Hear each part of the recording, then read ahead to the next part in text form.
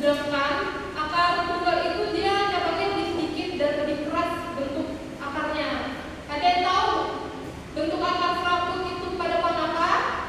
Oke, apa ya? Oke tidak? Iya kayaknya.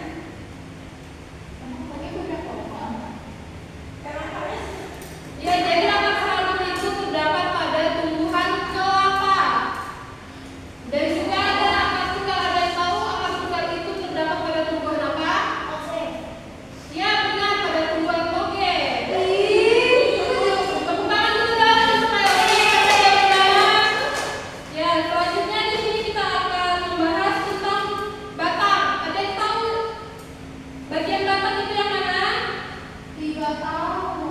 Jadi bagian dari batang itu yaitu yang bagian sini. Jadi fungsi batang itu untuk mengedarkan air dan zat mineral dari akar ke semua bagian tumbuhan. Kemudian di sini ada daun. Jadi daun ini berfungsi untuk sebagai tempat terjadinya fotosintesis, pernapasan, penguapan dan perkembangbiakan vegetatif. Jadi dari daun ini dia dapat menyerap matahari dan terbentuklah fotosintesis itu agar tanaman tersebut tuh dapat berkembang biak. Kemudian di sini ada buah. Jadi buah itu berfungsi untuk ditanam atau untuk kita nikmati. Kemudian di sini Ibu tunjukin dong bentuknya. ini ya sih silakan diperhatikan. Buah apa itu? Ini buah apel.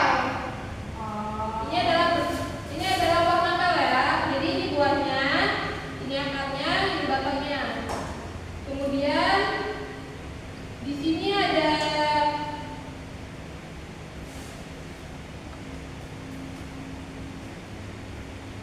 biji. Jadi biji itu sebagai alat untuk perkembangbiakan tumbuhan.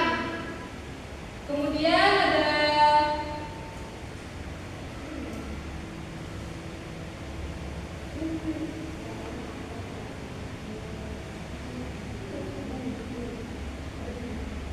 baik, di sini ada bunga. Jadi bunga itu tempat untuk menyimpannya cadangan makanan.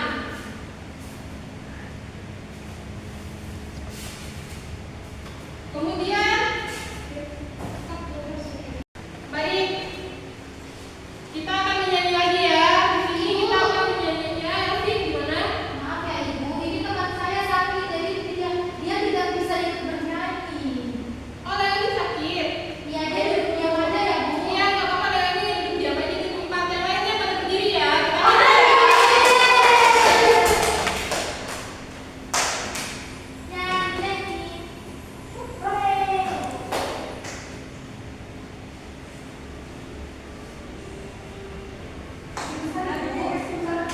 Ibu nggak kedengaran. Tapi Ibu sebentar Ibu. Masih di situ bergantung aja.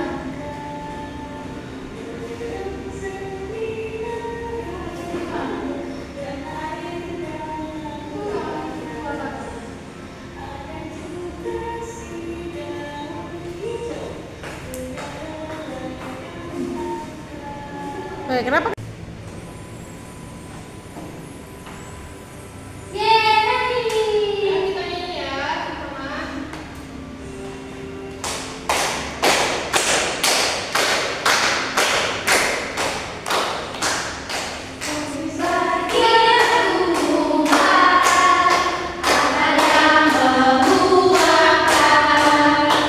Menyerap satu menyerap dan air dan